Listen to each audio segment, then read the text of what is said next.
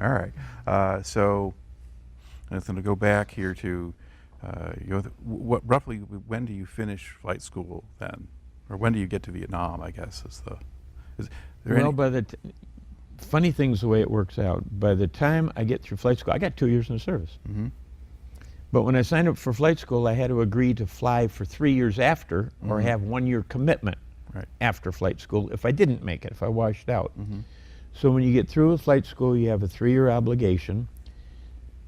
1 year is going to be Vietnam. 1 year is going to be training replacements.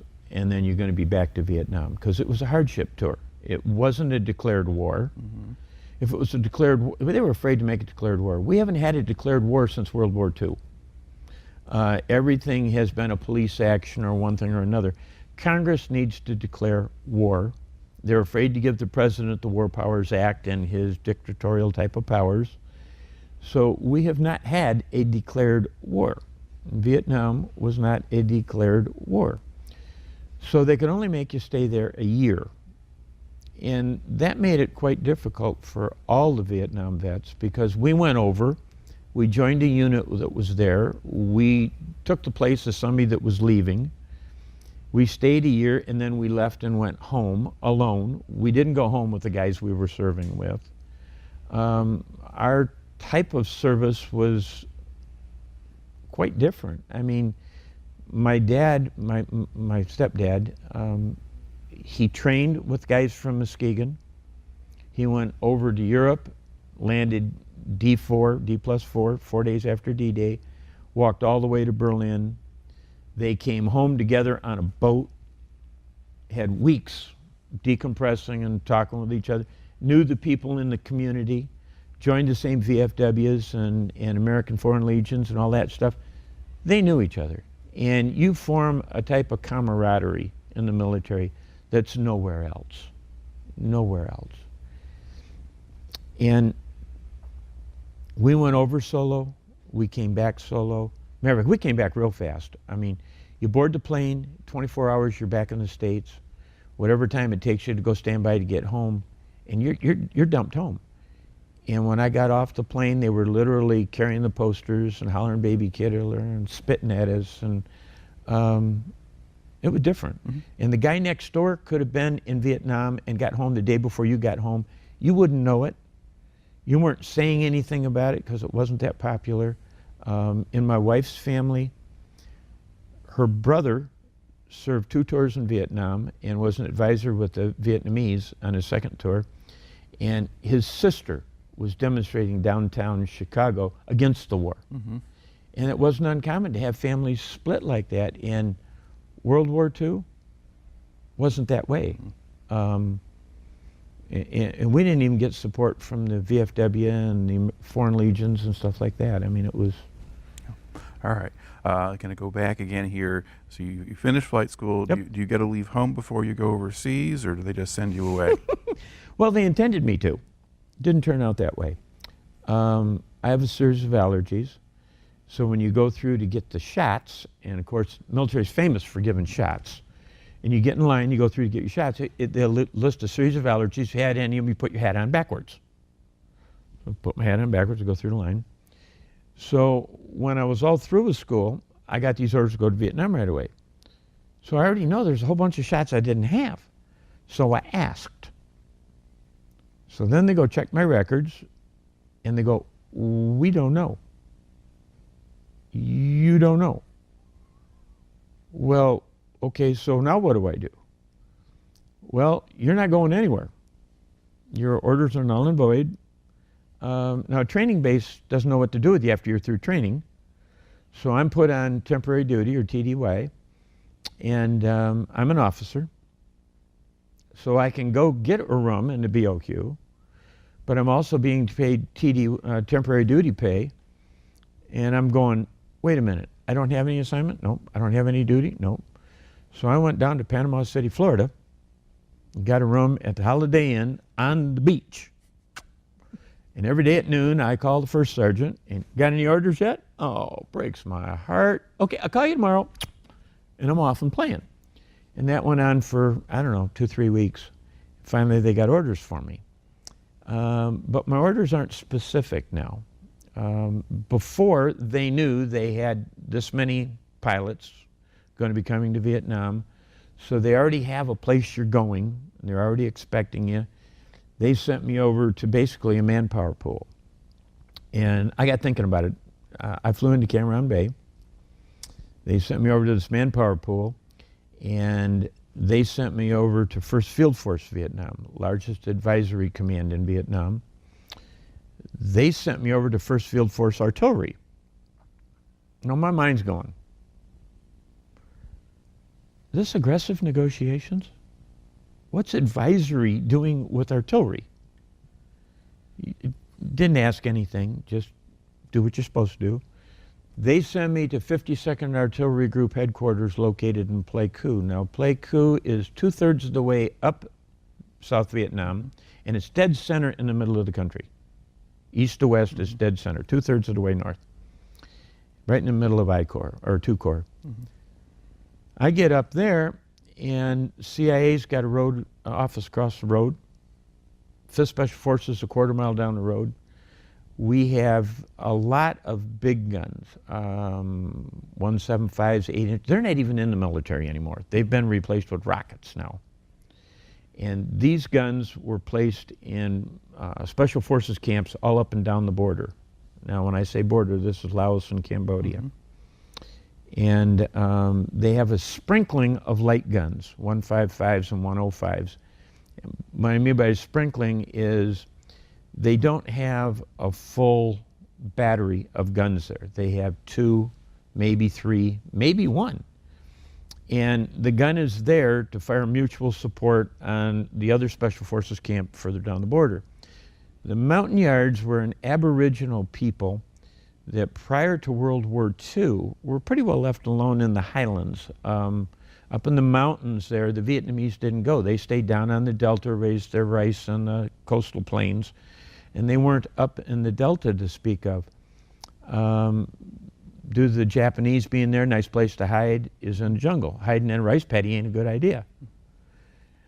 So they were more of them in the highlands. And the Montagnards were up there, and they were an Aboriginal people. And when you go into a village, you could tell if the chaplains had got to them or if the missionaries had been there, because then the women's were wearing tops.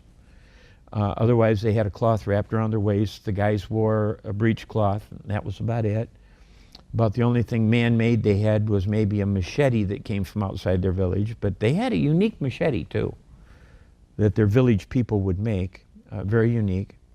They were the Indians, the natives of the country, if you will. Fine light infantry. I mean, we put them in over the border. Well, I can't say we did that. I know officially from the radio and the TV, we have no combat groups in Laos and Cambodia. So they got over the border somehow, and they were there doing their patrols and things. And it wasn't unusual. We'd lose radio contact with them. And they were being controlled by Special Forces and CIA. And sometimes a month, 2 months later, they'd come back across the border. Now, they went over the border. Special Forces contracted out of Hong Kong and other places to have special uniforms made. And you remember the Tiger Stripes were a uniform connected with Vietnam. But they were never issued to our troops. They were uniforms that were made for the Special Forces, because the Montagnards were smaller framed little people. And our uniforms didn't fit them. They made special rations for them, because our sea rations were too big and stuff they didn't eat. So they made special sea rations for them, stuff. They had special packs built for them and everything else. They'd put them across the border, and when they came back, after we'd lost contact with them, they came back wearing black pajamas, toting AK-47s, socks with rice balls in them hung around their necks. They literally were in their own world in the jungle. They could have, if they decided not to be soldiers yet, take their machete and live off the jungle, because that's where they lived. But they carried the war to the enemy yet and came back across the border totally resupplied with the enemy's supplies, and were terrific troops. But since they were Montagnards and they were Aboriginal people, they had a hard time figuring out how to fire a cannon to shoot at something they couldn't see. So we had the guns there for mutual support. We also had guns in a number of other places. We supported 1st Cav, we supported 4th Infantry Division. We had guns that were used for hip shoots.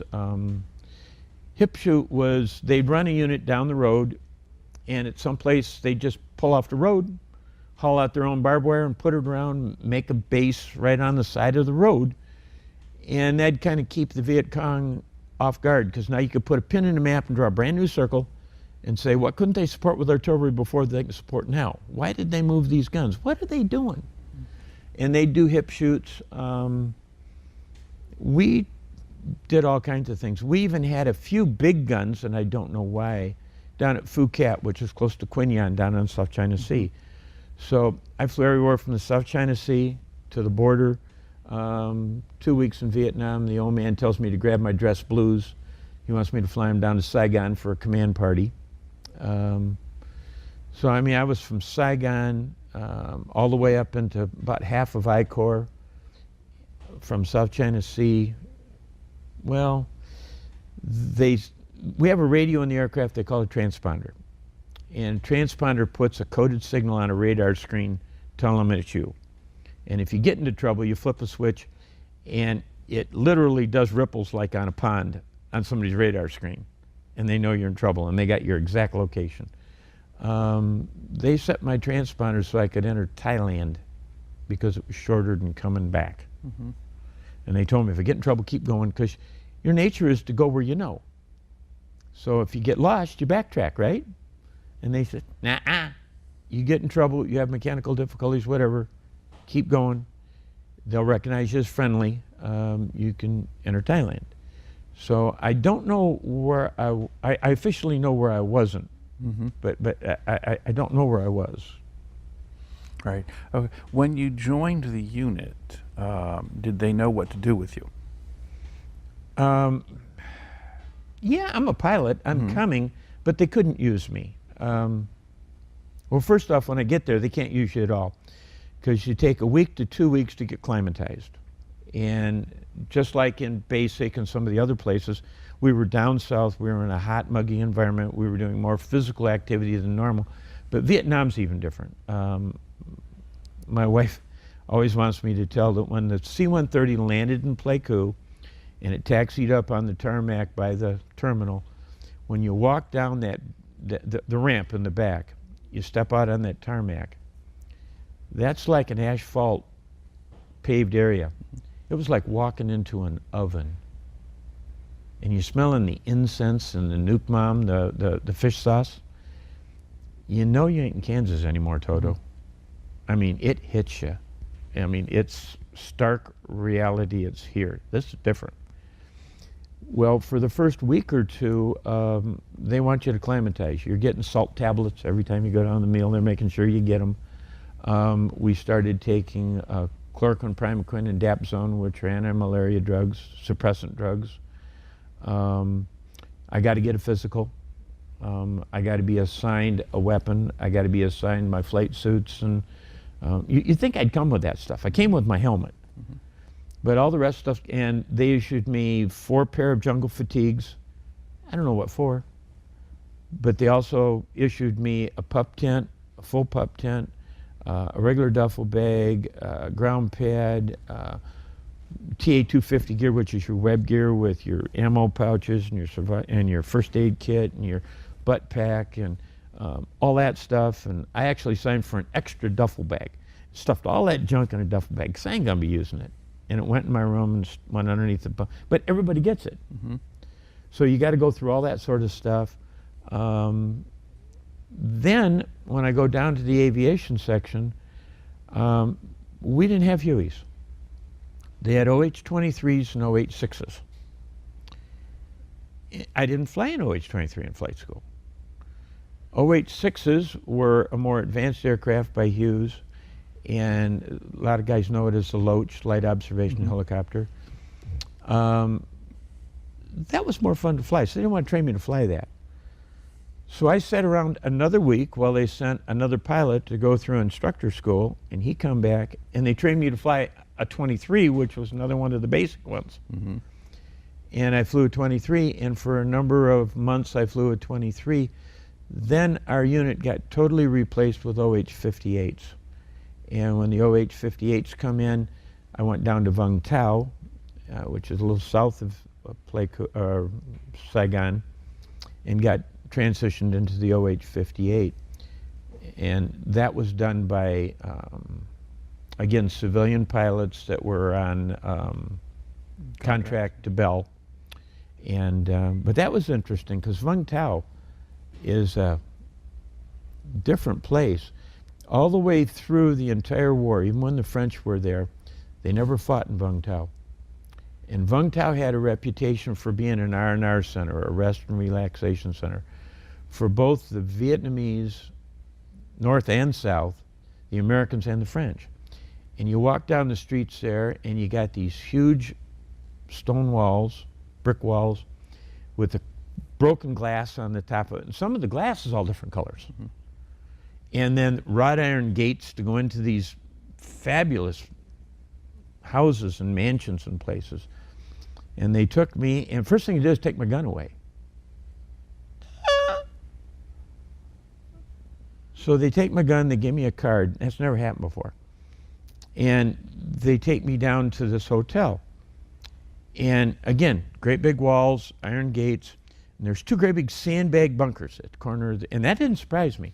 But what surprised me as I got close is there's all these cobwebs in the shooting loops. And I'm, what? And I go into this hotel, and typical old French hotel, wide open first floor. You got the hotel desk, you got dance floor, you got a bar, you got the restaurant, and then it's the typical open type of elevator with the, I don't know what you want to call it, the accordion type of door that goes across. Mm-hmm. And you go up, and they took me up to my room, and really nice room. I mean, big bed, big mosquito net goes around the whole bed. The room's got a couch in it, and a chair, and a table, and bath. But interesting thing about the bath is it was tempered water, but no hot water. You had a veranda or a porch that was off the side that was all screened in. Just beautiful place, but there's no bunker. And the base I was on, we were getting hit 2-3 times a week. And we'd scramble the aircraft, so I had my gun all the time. And I'm down here, and there's no bunker. And then they tell me the city's on limits all night. Well, where I come from, at dark, or before dark, they close the gates to the base. They haul out a bunch of look like sawhorses. They got concertina wire all over them. They put them in the driveway and that, and everything's closed up. And if you're going to go anywhere after that, you need orders, and you need at least 2 vehicles, and you needed a machine gun and a radio, and you had to have your flak jacket on and your helmet, and the town's on limits? I literally had to go downtown to see. I mean, I couldn't believe it. And they literally had part of the market still set up where all the fish are all displayed, and the fruit's all laid out, and I would, and we're in the same country. I mean, it was, whoa, just really different.